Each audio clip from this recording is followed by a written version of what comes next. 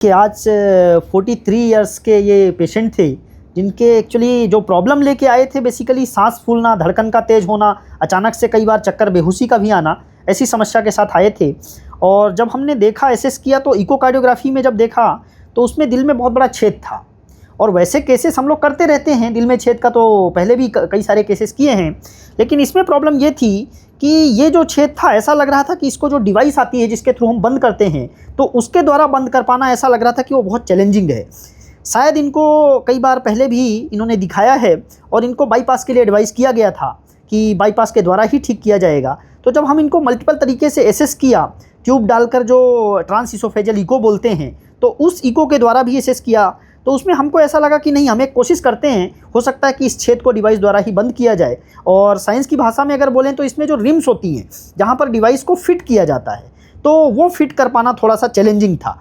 तो उसको मल्टीपल तरीके से आकलन करने के बाद हमने सोचा कि नहीं, हम इसको कोशिश करते हैं। और फाइनली हम इसको 36 mm की, जो अपने आप में एक लार्ज डिवाइस होती है, तो 36 mm की डिवाइस लगाया है और उसके द्वारा छेद को पूरी तरह बंद कर दिया है बिना चीरा फाड़ी के। तो एक तरह से सर्जरी से भी पेशेंट को बचाया गया। और सबसे अच्छी बात ये थी कि ये प्रोसीजर पूरी तरह सक्सेसफुल था। फाइनली जब हमने इको किया तो उसमें ये जो डिवाइस है ये बहुत अच्छी तरीके से फिट हो गई है और जो ब्लड का संटिंग हो रहा था, फ्लो हो रहा था, वो भी रुक गया है। तो ये अपने आप में एक बहुत अच्छा और चैलेंजिंग केस था।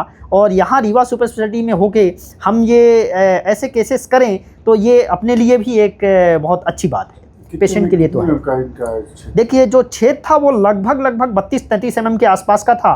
लेकिन छेद का ठीक है, छेद तो बड़ा छेद है, लेकिन सबसे बड़ा जो चैलेंज था कि उस छेद में जो डिवाइस है उसको फिट करना, क्योंकि वो कहीं से भी डिवाइस क्या हो सकती है कि वो फिसल सकती है, जिसको एम्बोलाइजेशन बोलते हैं। और अगर वो एम्बोलाइज हो गई तो फिर आपको बीच में CTVS का भी सहारा लेना पड़ सकता है, सर्जरी का भी सहारा लेना पड़ सकता है, और वो कई बार घातक भी हो सकती हैं। तो ये अपने आप में चैलेंजेस होते हैं और जिनको बहुत तरीके से कई तरीके से उनका आकलन करना पड़ता है, और तभी आप पूरी तरह श्योर हो सकते हैं कि हाँ, हम इस चैलेंज को आगे कर सकते हैं।